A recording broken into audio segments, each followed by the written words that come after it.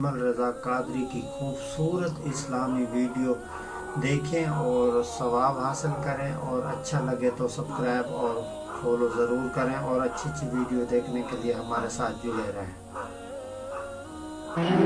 نوجوان میری بات پر توجہ کریں۔ فرمایا وہ لوگ جو اپنی شرمگاہ کی والذین ہم لفروجہم حافظون، وہ لوگ جو اپنی شرمگاہ کی حفاظت کرتے ہیں۔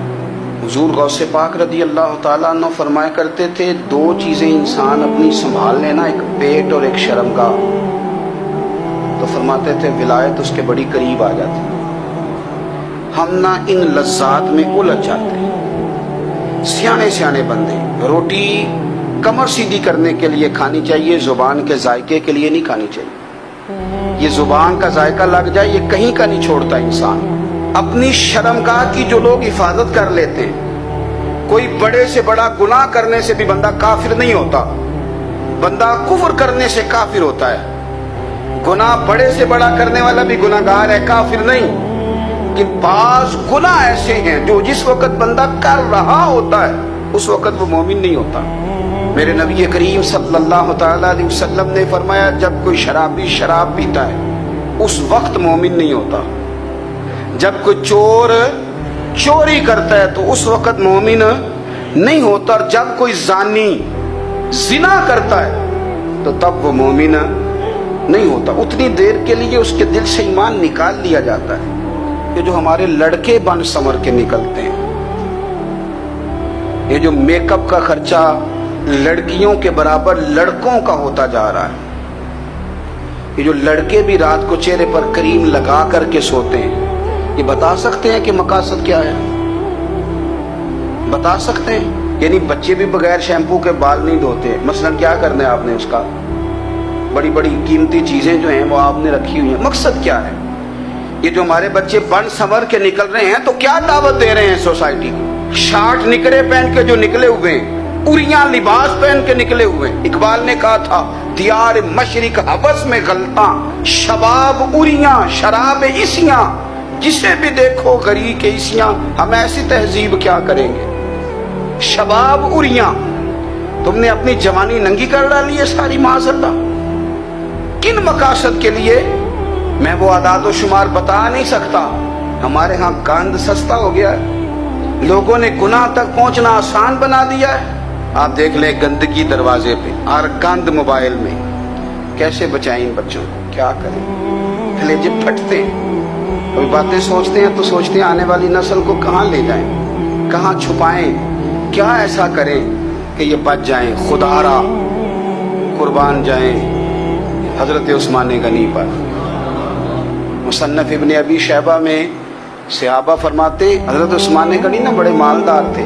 مال آتا ہے تو لوگ عیاش نہیں ہو جاتے، مال آتا ہے تو لوگوں کی خواہشات بہت بڑھ نہیں جاتی۔ بڑے مالدار تھے، مالدار بھی تھے اور سونے بھی بڑے تھے۔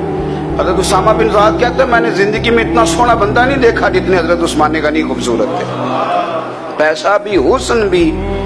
لیکن فرماتے ہیں کہ حضرت عثمان غنی سب سے بڑھ کر اپنی شرمگاہ کی حفاظت کرنے والے، اور سب سے بڑھ کر صلہ رحمی کرنے والے، رشتہ داروں سے اچھا سلوک کرنے والے، حیا والے، شرم والے، پاکیزگی والے۔ آپ کا ذہن ہے، آپ صبح اٹھتے ہی ذہن بنا لیں کہ میں نے آج اتنا سبق پڑھنا ہے، آج اتنی تفسیر دیکھنی ہے، اتنی عبادت کرنی ہے، فلانی نعت میں نے دیکھنی ہے، فلاں خیر کا کام کرنا ہے، فلاں آدمی کے ساتھ نیکی کرنی ہے۔ صبح ذہن بنا لیں، آپ کا ذہن وہی کام کرنے لگے گا۔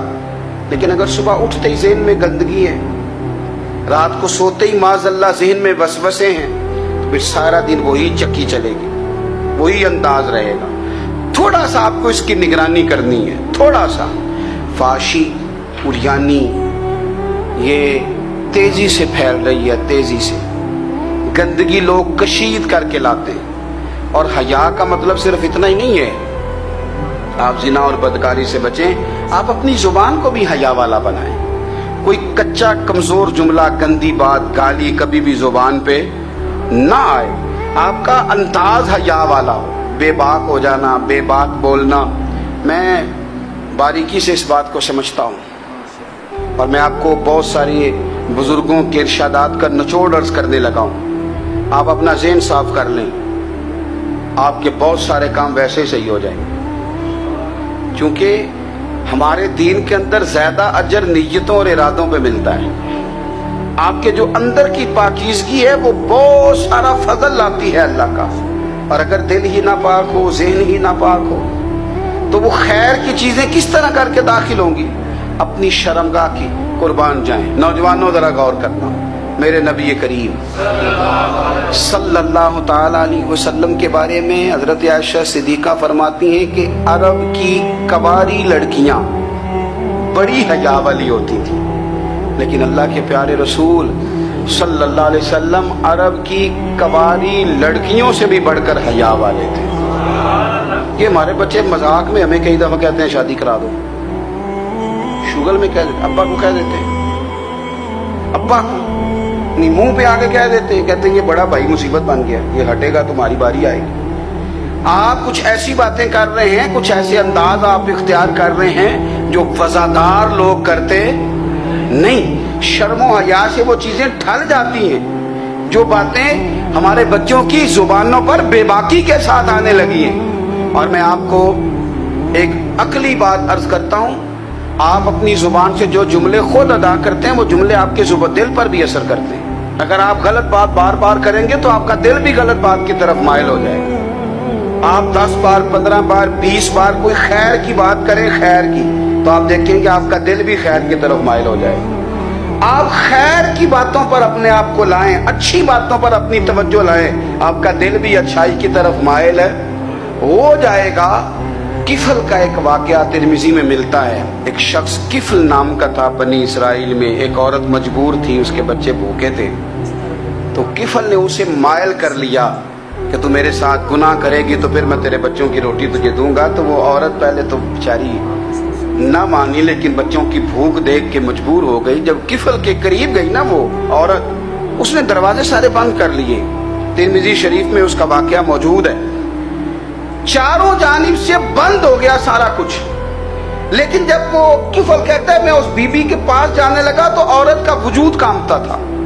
جس بندے کو گناہ کی طرف جاتے اس کی طبیعت میں ہیجان پیدا ہو تو مانا یہ ہے کہ ابھی ذہن پورا غلیظ نہیں ہوا, ابھی طبیعت پوری گندی نہیں ہوئی, ابھی ایمان کی بہت ساری قسمیں موجود ہیں, عورت کا وجود کانپتا ہے. تو کفل کہتے ہیں کہ میں نے اسے کہا کہ سارے دروازے بند ہیں, اب ڈرتی کیوں ہے؟ تو کہنے لگی ڈرتی اس لیے ہوں کہ سارے دروازے بند نہیں ہوتے, ایک دروازہ کھلا ہے اور وہ دروازہ رب قدیر کا دروازہ ہے, اسے کیسے بند کیا جا سکتا ہے؟ تو کہتے ہیں جب اس نے یہ لفظ کہے تو مجھ پر بھی بات کا اثر ہوا, مجھ پر. تو میں نے کہا کہ اگر تو عورت ہو کے رب سے اتنا ڈرتی ہے تو مجھے تو اس نے مرد بنایا ہے. تو مرد تو ہوتا ہی وہ ہے جو اپنے آپ پر کنٹرول کر سکے. تو اب نہ معاملہ آگے جائے گا, اب یہاں بات رکے گی نہیں, جا میں تجھے آزاد کرتا. عورت گئی, اس نے توبہ کی کفل نے, اور رات رو کے کہنے لگا مالک آج میں نے توبہ کی ہے تو میرے اوپر مہربانی کرنا, میری توبہ ٹوٹنے نہ پائے. رات اس نے توبہ کی, رات ہی انتقال ہو گیا. لوگوں کو پتا تھا بڑا بے حیا ہے, بد کردار ہے, گناہگار ہے, شاید لوگ اس کا چہرہ دیکھنے بھی نہ جاتے, پر مالک کریم ہے نا. حضور فرماتے ہیں سویرے اس کے دروازے پہ لکھ دیا اللہ نے, لوگوں رب نے کفل کے سارے گناہ معاف کر دیے ہیں. اس کے دروازے پہ لکھ دیا گیا. جب آپ اپنی حفاظت کرنا چاہتے ہیں تو اللہ پھر اسباب بھی پیدا کر دیتا ہے. اپنی شرمگاہ کی, اپنی